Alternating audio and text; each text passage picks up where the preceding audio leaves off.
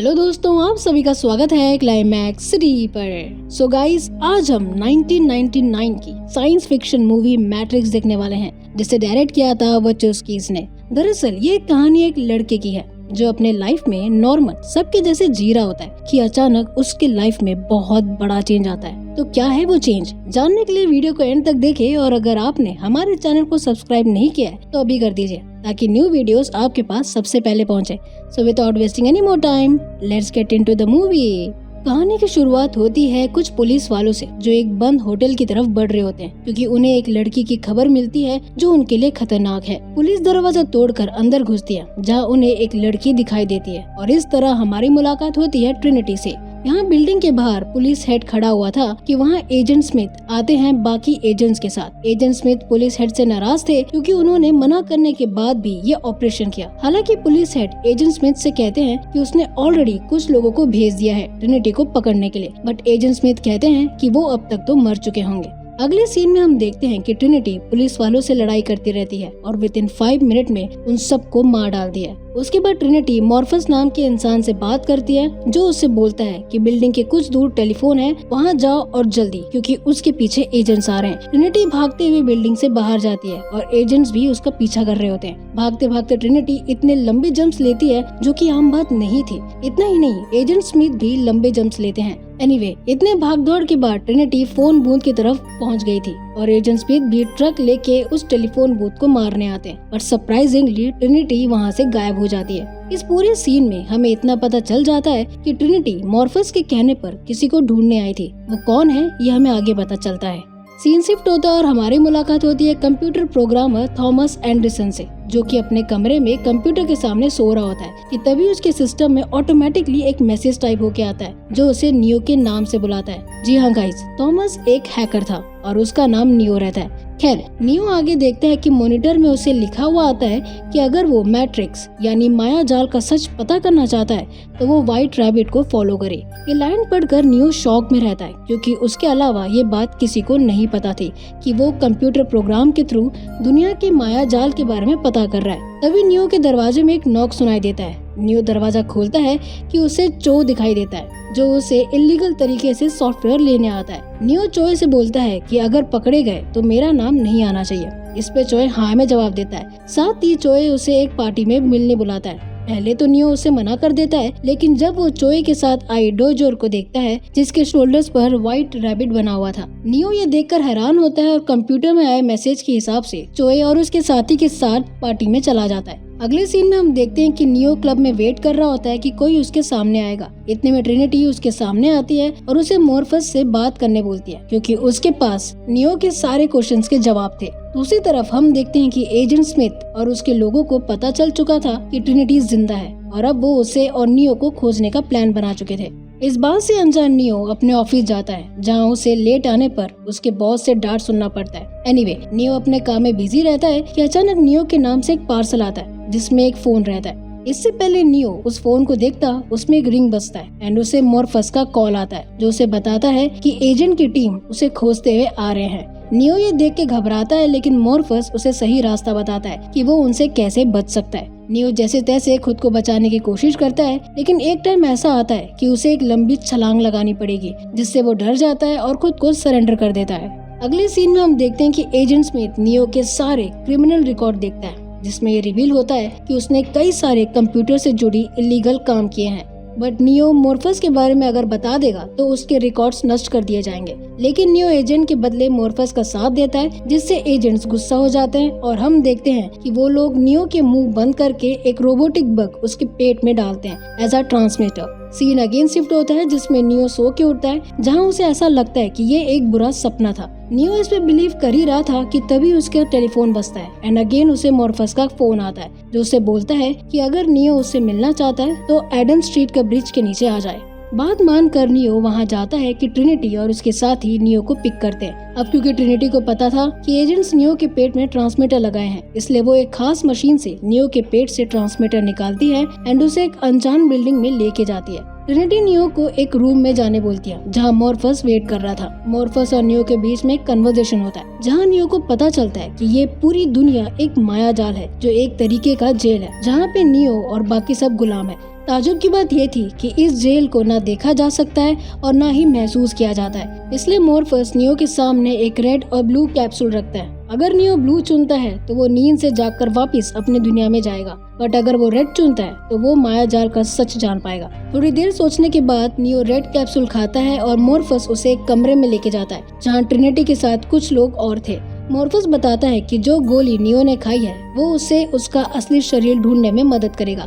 Neo कुछ समझ नहीं पाता, बट सवाल करने से पहले ही ट्रिनिटी और उसके साथी उसे चेयर पे बैठा के प्रोसेस करना चालू कर देते हैं। कुछ ही मिनट में नियो देखता है कि उसे एक अजीब सा ट्रांसपेरेंट दीवार दिखाई देता है। जैसे ही वो उसे छूता है तो वो चिपचिपी चीज उसके पूरे शरीर में फैल जाता है और वो खुद को एक रेड ट्यूब में देखता है, प्लस उसके पूरी बॉडी वायर से कनेक्टेड रहता है। इसका मतलब वो असली इंसान नहीं है। नियो खुद को बाहर करता है और देखता है कि उसके जैसे हजारों लोग ऐसे ही ट्यूब में फंसे हुए थे। तभी वहाँ एक रोबोटिक बग आता है और नियो का गला दबाकर उसे सारे वायरों से छुड़वा देता है, जिससे नियो नीचे गिरता है और एक टनल से गुजरते हुए पानी में गिर जाता है। थोड़ी देर में हम देखते हैं कि मॉर्फस और बाकी सब नियो को पानी से निकाल देते हैं। अब क्योंकि नियो का शरीर कमजोर था, इसलिए मॉर्फस और बाकी सब नियो के बॉडी को कंप्यूटर के थ्रू स्ट्रॉन्ग बनाते हैं। कुछ दिनों बाद नियो ठीक हो जाता है और वो खुद को एक अलग से कमरे में देखता है। तभी वहाँ पे मॉर्फस आता है और नियो को बताता है कि वो लोग 2199 ईयर्स में है। नियो को डिटेल वे में समझाने के लिए मॉर्फस उसे अपने शिप में लेके जाता है, जहाँ वो अपने टीम मेंबर से इंट्रोड्यूस करवाता है, जिसमें ट्रिनिटी, स्विच,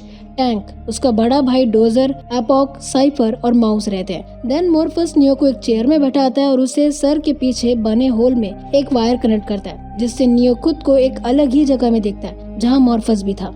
मॉर्फस आगे बताता है कि 21st सेंचुरी में इंसानों ने एक एआई मशीन बनाई थी, लेकिन वो एआई मशीन अपना सैनिक बना दिया, जिसके चलते एक बहुत बड़ा युद्ध हुआ जिसमें यकीनन इंसान हार गए थे। लेकिन इंसानों ने सोलर एनर्जी का एक्सेस करने की मशीन ब्लॉक कर दिया थे, जिसके चलते मशीन सूरज की ताकत जो उनका पावर सोर्स है वो उन्हें नहीं मिल पाया। इसलिए उन्होंने अपना एक फार्म जिसमें इंसानों को पैदा किया जाता है, क्योंकि इंसानों की बायो इलेक्ट्रिक पावर हार्वेस्ट करते हैं, वो भी उनके माइंड को माया जाल में फंसाकर। मॉर्फस ये भी बताता है कि जो लोग मर जाते हैं उन्हें ये पिघलाकर शेल में पैदा बाकी इंसानों को खिला देते हैं। साथ ही मॉर्फस दुनिया की अभी की हालत जो कि काफी खराब है वो दिखा देता है। ये सब जानकर नियो आउट ऑफ कंट्रोल होता है और वापस रियल वर्ल्ड में आता है। वो इतना डिस्टर्ब हो गया था कि नियो बेहोश होकर गिर जाता है। सीन शिफ्ट होता है और हम देखते हैं कि नियो धीरे धीरे होश में आ जाता है, जहाँ मॉर्फस उसे शांत करता है और उसे कहानी बताता है कि इन सारे पैदा किए हुए इंसानों के बीच एक मसीहा ने जन्म लिया था जो उन्हें इस मायाजाल से बचाया, बट अब उनकी मौत हो गई है। भविष्यवाणी के हिसाब से वो मसीहा दोबारा जन्म लिया है और हम खुश है कि हम उसे ढूंढ लिए। नियो ये सुनकर समझ गया था कि मॉर्फस उसे मसीहा समझ रहा है। खैर, हम देखते हैं कि अगले दिन से नियो की ट्रेनिंग चालू होने वाली थी। हालांकि ट्रेनिंग से पहले हम एक छोटा सा कन्वर्सेशन देखते हैं, जहाँ पे टैंक जो उसका ऑपरेटर है बताता है कि वो और उसका भाई असली इंसान है, क्योंकि वो और डोजर जियोन शहर के रहने वाले हैं। ताजुब की बात यह है कि जियोन पृथ्वी के सतह में बसा एक आखिरी शहर है जहां अभी भी इंसान बचे हुए हैं। बातचीत होने के बाद हम देखते हैं कि टैंक नियो के सिर से एक वायर कनेक्ट करता है एंड उसे कुंफू का प्रोग्राम डालता है। प्लस प्रैक्टिस करवाने के लिए मॉर्फस भी कंप्यूटर से बने दुनिया में आ जाता है और दोनों लड़ते रहते हैं। प्रैक्टिस के दौरान नियो को चोट भी लग जाती है। कंप्यूटर वर्ल्ड से बाहर आने के बाद नियो चोट से आने वाले खून के बारे में पूछता है, क्योंकि वो तो माया जाल में गिरा था, तो उसे चोट कैसी लगी। इस पे मॉर्फस बोलता है कि मैट्रिक्स में अगर नियो को चोट लगती है तो उसे यहाँ फिजिकल बॉडी में भी चोट लगेगी, क्योंकि माइंड उसे असली बना देता है। प्रैक्टिस सेशन होने के बाद नियो अपने कमरे में सो रहा होता है कि ट्रिनिटी उसके लिए खाना रख के जाती है। ये देखकर साइफर उसे कहता है कि तुम मेरे लिए कभी ऐसा नहीं की, बट ट्रिनिटी बात पलट देती है और कहती है कि शायद यही वो मसीहा है। एनीवे, अगले दिन मॉर्फस ट्रेनिंग करवाता है जिसमें दुनिया रियल वर्ल्ड के जैसे दिखाई देते हैं। मॉर्फस आगे बोलता है कि एजेंट्स एक सेंटिमेंट्स प्रोग्राम है जिसका काम है सिस्टम के थ्रेड्स को हटाना, यानी कि हम। प्लस मायाजाल में जो लोग हैं वो इस दुनिया से इतना एडिक्ट हो चुके हैं, इसलिए वो इस बारे में नहीं जान पाएंगे और हमारे दुश्मन बन जाएंगे। नियो ये सब समझ ही रहा था कि तभी टैंक मॉर्फस को डेंजर का साइन देता है। इट मींस मॉर्फस की शिप की तरफ एक रोबोटिक गार्ड उनकी तरफ आ रहा है, बट लकीली टैंक शिप को गहराई में छुपा देता है और इनविजिबल कर देता है, जिससे वो रोबोटिक गार्ड्स चले जाते हैं। सीन शिफ्ट होता है और हम देखते हैं कि नियो और साइफर के बीच में छोटा सा कन्वर्सेशन होता है, जहाँ पे साइफर नियो को ड्रिंक ऑफर करता है और सामने रखे मॉनिटर में हो रही मायाजाल का प्रोग्राम होता है। नियो के जाने के बाद हम देखते हैं कि साइफर एजेंट स्मिथ के साथ डील करता है कि अगर एजेंट स्मिथ साइफर की यादें मिटाकर उसे माया जाल में रिच एक्टर बना दे तो वो बदले में जियोन के मेन कंप्यूटर के कोड के लिए वो एजेंट स्मिथ को मॉर्फस के पास लेके जाएगा। इन सबसे अनजान बाकी मेंबर्स खाना खा रहे होते हैं कि तभी मॉर्फस सबको इन्फॉर्म करता है कि वो कल मैट्रिक्स में जाके ओरेकल से मिलेंगे,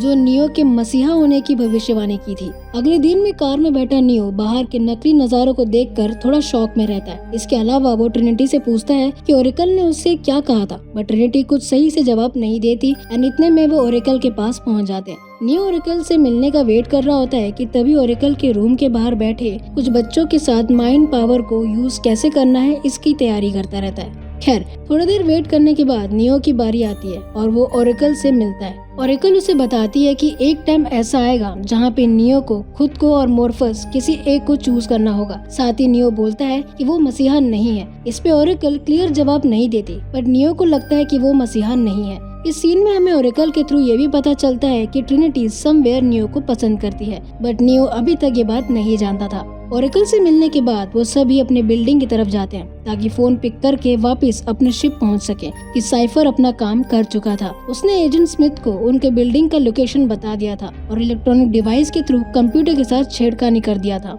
रही बात माउस की, तो वो बिल्डिंग को प्रोटेक्ट करने के लिए नजर रखा हुआ था कि टैंक के तरफ से उसे पता चलता है कि ये एक ट्रैप है और हम देखते हैं कि माउस गन्स लेके रेडी रहता है, बट पुलिस वाले आते हैं और उसे गोली मार कर माउस को मार डालते हैं एंड शिप में पड़े उसकी बॉडी से खून आने लगता है। मॉर्फस और बाकी सब बचने की कोशिश करते हैं, लेकिन दरवाजा बंद हो जाता है, इसलिए ना चाहते हुए भी मॉर्फस नॉर्मल फोन से टैंक को फोन करता है और बचने के लिए आसपास का मौजूद टेलीफोन का लोकेशन मांगता है। बट अनफॉर्चुनेटली एजेंट स्मिथ उनके फोन को टैप कर लेता है और अपने ग्रुप के साथ उन्हें पकड़ने के लिए जाता है, और तब तक मॉर्फस और बाकी सब दीवार के पीछे छुपे हुए रहते हैं। धीरे धीरे वो नीचे जाने लगते हैं कि वन ऑफ द मेंबर को छींक आ जाती है, जिससे पुलिस को पता चल जाता है कि ये लोग दीवार के पीछे छुपे हुए रहते हैं। पुलिस जो वहाँ उन्हें पकड़ने वाली थी, अचानक एजेंट्स उनके बॉडी पे घुसकर नियो को पकड़ लेते हैं, बट मॉर्फस नियो को छुड़वाता है और खुद एजेंट के हाथ में आ जाता है। मॉर्फस के कहने पर ट्रिनिटी नियो का पैर खींच के नीचे उतारती है क्योंकि वो मॉर्फस को अकेला नहीं छोड़ना चाहता था। ट्रिनिटी जैसे तैसे टैंक से कोऑर्डिनेट करती है और टैंक उन्हें दूसरे एस्केप टेलीफोन बूथ में जाने का रास्ता बता देता है।